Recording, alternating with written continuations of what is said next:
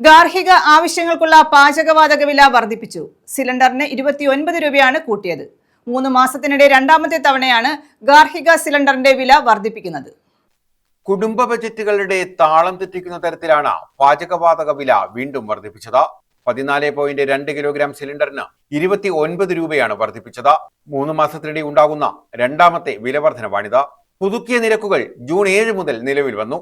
വില പരിഷ്കരണത്തോടെ ഡൽഹിയിൽ 14.2 കിലോഗ്രാം സിലിണ്ടറിന്റെ വില 913 രൂപയിൽ നിന്ന് 942 രൂപയായി ഉയർന്നു. മിഡിൽ ഈസ്റ്റിലെ സംഘർഷങ്ങളെ തുടർന്ന് ആഗോളതലത്തിൽ എണ്ണ വാതക വിതരണത്തിലുണ്ടായ തടസ്സങ്ങളാണ് വില വർദ്ധിപ്പിക്കാൻ കാരണമായി ചൂണ്ടിക്കാണിക്കപ്പെടുന്നത്. കഴിഞ്ഞ മാർച്ച് 7-ന് സിലിണ്ടറിന് 60 രൂപ വർദ്ധിപ്പിച്ചിരുന്നു. പ്രാദേശിക നികുതികളും ഗതാഗത ചെലവുകളും അനുസരിച്ച് ഓരോ നഗരങ്ങളിലും വിലയിൽ മാറ്റമുണ്ടാകുമെങ്കിലും വില വർധനവ് രാജ്യമൊട്ടാകെ ബാധകമാണ്. വില പരിഷ്കരണത്തിന് മുൻപ് ഓരോ സിലിണ്ടറിലും എണ്ണ കമ്പനികൾക്ക് ഏകദേശം 703 രൂപയുടെ നഷ്ടമുണ്ടാകുന്നതായാണ് വ്യവസായ വൃത്തങ്ങൾ നൽകുന്ന സൂചന. ഇപ്പോഴത്തെ വർധനവ് നഷ്ടം ഭാഗികമായി മാത്രമേ പരിഹരിക്കുന്നുള്ളൂവെന്നാണ് കമ്പനികൾ വാദിക്കുന്നത്. ഈ വാദം വീണ്ടും ഇന്ധനവില വർദ്ധിപ്പിക്കാനാണെന്നും ചൂണ്ടിക്കാണിക്കപ്പെടുന്നു. കേരളത്തിൽ 1000 രൂപയ്ക്ക് അടുത്തായി ഇന്ധനവില. പാചകവാതകത്തിന് പുറമെ മറ്റ് ഇന്ധനവിലകളിലും മാറ്റമുണ്ട്.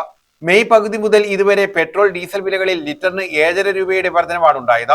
CNG വിലയിലും കിലോയ്ക്ക് 6 രൂപയുടെ വർധനവുണ്ടായി.